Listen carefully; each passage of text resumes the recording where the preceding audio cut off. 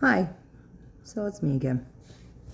So I kind of touched base a little bit on a few different things, and you'll have to excuse my hair because now I'm just in like nighttime mom mode. So we're just, supper dishes, like living the dream in the best way possible. Love my kids, but living the dream. And I know all you parents out there hear what I'm saying. So, anyway, so I kind of started touching base earlier, a little bit of just a little, I guess, who I am, what I'm doing. Reality is, I have no idea what I'm doing. I'm out here trying my best. I'm just rolling with it. But, so I'll probably jump around lots. I'm not gonna lie to you. Like, I am ADHD. I have major anxiety, PTSD, and depression. I have been told by one therapist pretty much that mental health is like a book. Once you get one, you get them all. It just depends on what mood you're in, on what book you read. So, anyhow, but I think biggest thing for me is I did say about being in a domestic violence relationship. So I want to just start, I guess, I want to touch base on that because I know so many people, so many people with children as well as without children, men and women, who have been abused by the hands of somebody that was supposed to love them. Um, I met my partner, I met my ex-partner. I want to just like make up a name for him. So I'm going to call him, let's call him Dragon. He'll be Dragon in my videos. So I met Dragon, honestly, just like that song, The Next Girl. I met him out at a bar. Was going through a separation with my high school sweetheart, the father to my two older children, and walked in feeling down and out, and there was this man just standing there. And at the time, I just remember looking at my friend going, who is that, right? Like, stands out like a sore thumb, doesn't belong here, not from here. Anyways, came out and introduced himself, blah, blah, blah. I went over, told him to follow me up to the next bar over, and I would kick his ass at a game of pool, but I pretty much, bull shark him. And he followed. Anyways, we got along awesome. The first month we were together, I had no idea that I was like his second life, that he was also living with another woman. I didn't find this out until her and I actually got to sit down and talk in 2019 when I left him. It was December 30th, 2019, the day I walked out, and her and I got to sit down probably January of 2020, and it was unbelievable when myself and this other woman got to put our two stories together, and then finally both of us kind of knew where the missing pieces were. So I was with him. He moved in with me in April. I moved into the house he told me he owned in June. Ended up being held by his parents, not him. June 3rd, found out I was expecting. June 3rd, I moved in with him. June 10th, we found out we were expecting our first child together. So both of us had two when we met, two each. So we had four, and this was going to be our fifth, our first child to make that blended family. So that was June 10th so that would be 1 week of me moving in with him.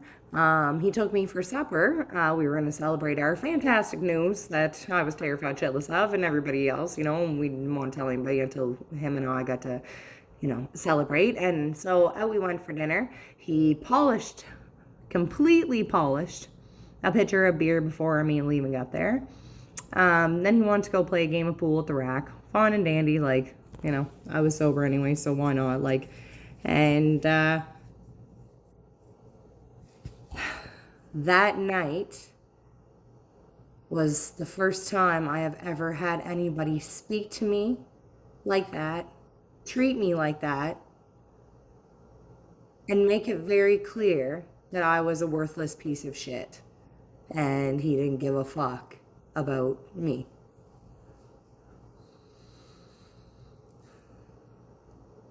I ended up leaving the Rack and Q with him at about probably 1:30 in the morning. We were driving down the road and I said to him, he was screaming and hollering at me just that I ruined his night, and just because I was fucking pregnant and not having fun doesn't mean he should have to not have fun. And I stopped the car and I told him, I said, enough. I said, enough's enough, Dragon. I said, I'm done with this. I said, that's enough. I said, if you want to act like this, I said, get the fuck out and walk home. Burn off your energy, son. And he pulled a beer bottle out of his pants that he took from the bar and smashed it against the window. And he started beating on the dash over and over again, screaming at me that it was his fucking car and I would fucking drive or he would knock every fucking tooth down my throat. So I drove.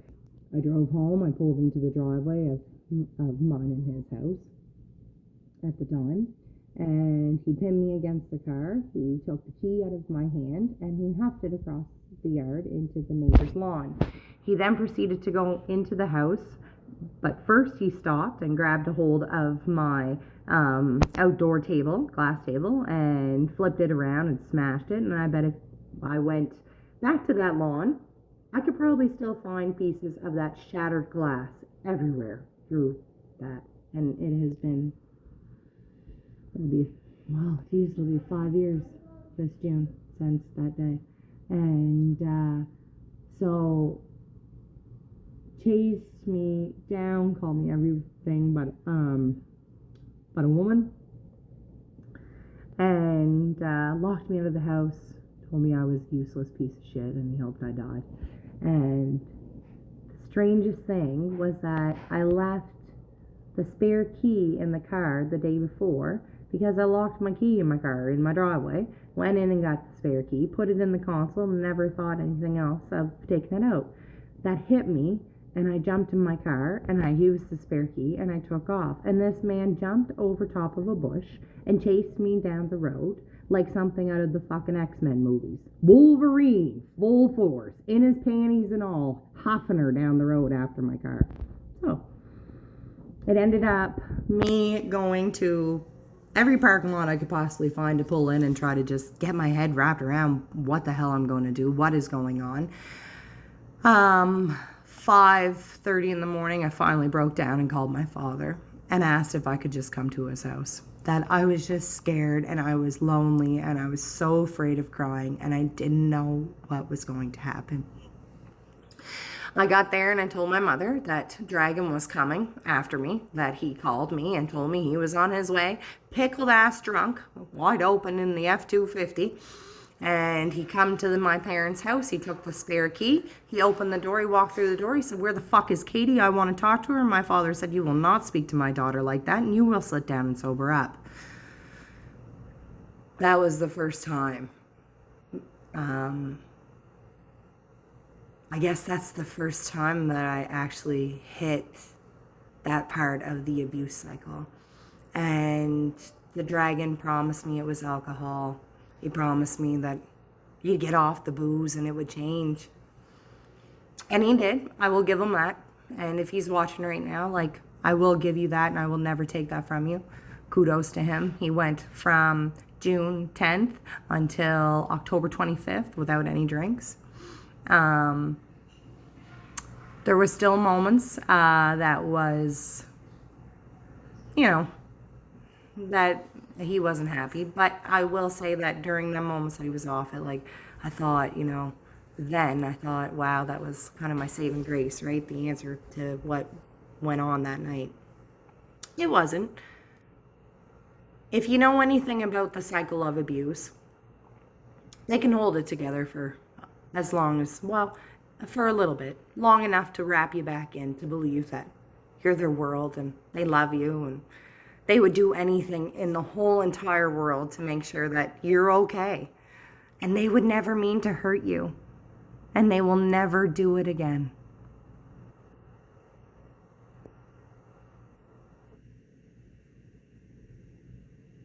That was under 2 months into almost a 3-year relationship with my ex. So I made this video because I seen somebody sharing what they're going through right now with our systems. And so I wanted to come on here and just make this video, and I wanted to say that no matter where you're sitting at right now, whether you're at the beginning of the stage, whether you're at the end of the stage, whether you've already left, whether you're in our court systems right now battling for the rights of you, and God forbid if you have children involved, keep breathing. Wake up tomorrow. It is not going to be easy.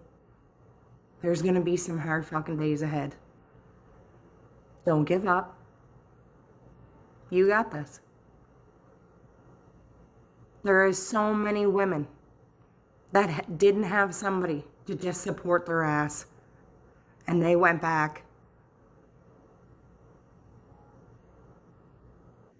And unfortunately, there's people that pray for them every day.